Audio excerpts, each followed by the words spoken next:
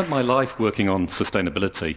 I set up a climate change NGO called the Climate Group. I worked on forestry issues in WWF. I worked on development and agriculture issues in the UN system.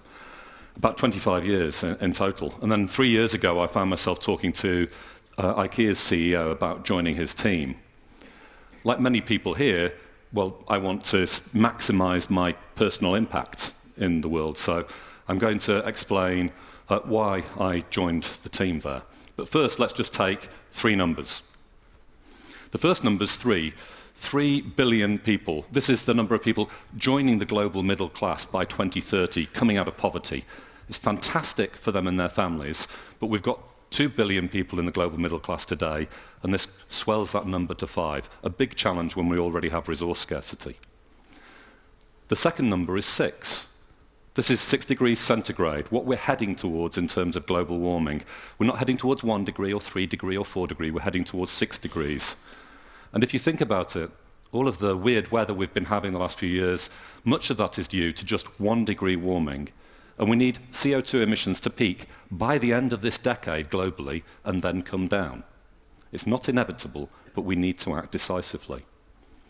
The third number is 12.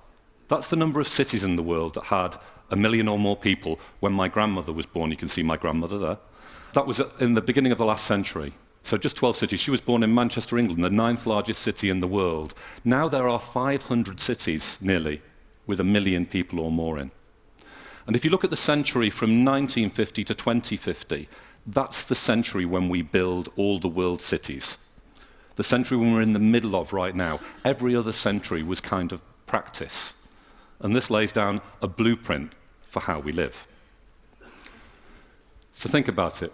We're building cities like never before, bringing people out of poverty like never before, and changing the climate like never before. Sustainability's gone from a nice to do to a must do. It's about what we do right here, right now, and for the rest of our working lives.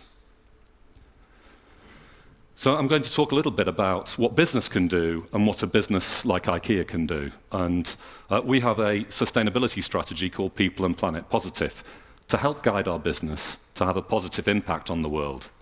Why would we not want to have a positive impact on the world as business? Other companies have sustainability strategies. I'm going to refer to some of those as well.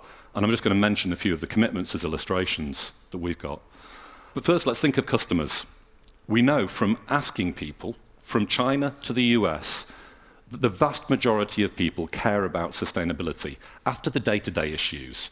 The day-to-day issues of how do I get my kids to school, can I pay the bills at the end of the month, then they care about big issues like climate change.